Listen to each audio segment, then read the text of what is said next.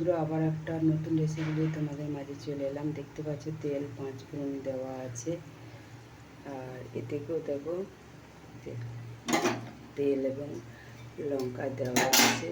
তা দেখতে পাচ্ছি এখানে কলমি শাক কাটা আছে,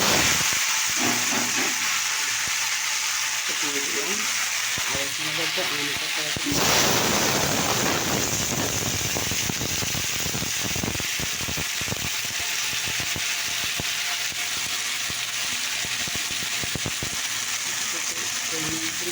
দিয়ে দিলাম। এবং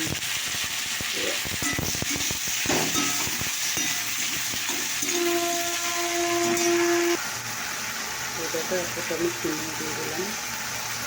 তো দেখো আমার শাকটা হয়ে গেছে, চাটনিটা হয়ে। তো দেখো আমার এখানে তেল দেওয়া হয়েছে, দেখো 5 ফোড়ন দিলাম। আর এটাকে এদিকে সেই আমরা বলি কেঁদুলি, আর কেউ বলে কুঁদুরি। কুঁদুরি আলু দিয়ে একটা রেসিপি বানাবো। দেখতে পাচ্ছ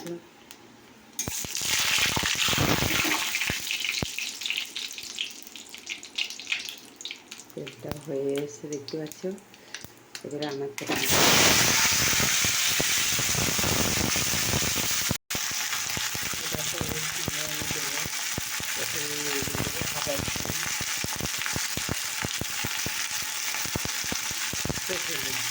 নাড়াচাড়া করবো। তো দেখো বন্ধুরা, আমার কষা হয়ে গেছে। এবার একটুখানি জল ঢেলে দিচ্ছি।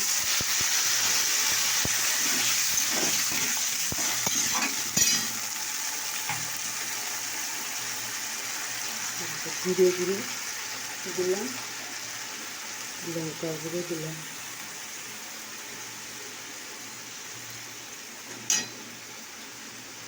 তো দেখো বন্ধুরা, কষা হয়ে গেছে। এবার জল দিয়ে দিলাম।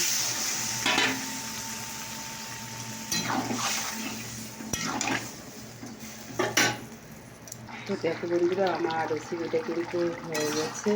তোমাদের এই রেসিপিটা কেমন লাগলো অবশ্যই জানিও। তো আজকে আমার রেসিপি হলো, মোট রেসিপি হলো, ভাত তো হয়েছি, সেটা ধরছি না আমি। এ দেখো কেঁদুরি আলুর একটা রেসিপি বানিয়েছি, আর কলমি শাক ভাজা, আমের চাটনি। দেখেছো বন্ধুরা, তো হয়ে গেল। তোমাদের কেমন লাগলো এই রেসিপিটা অবশ্যই কমেন্ট করে জানিও। আর এদিকে দেখো আমি চা করছি। এটা কিন্তু চা চাপিয়েছি, দুধ চাই হবে। এটা চিনি আর চা দিয়ে এখন ফুটবে, তারপরে এটাকে নামানো হবে।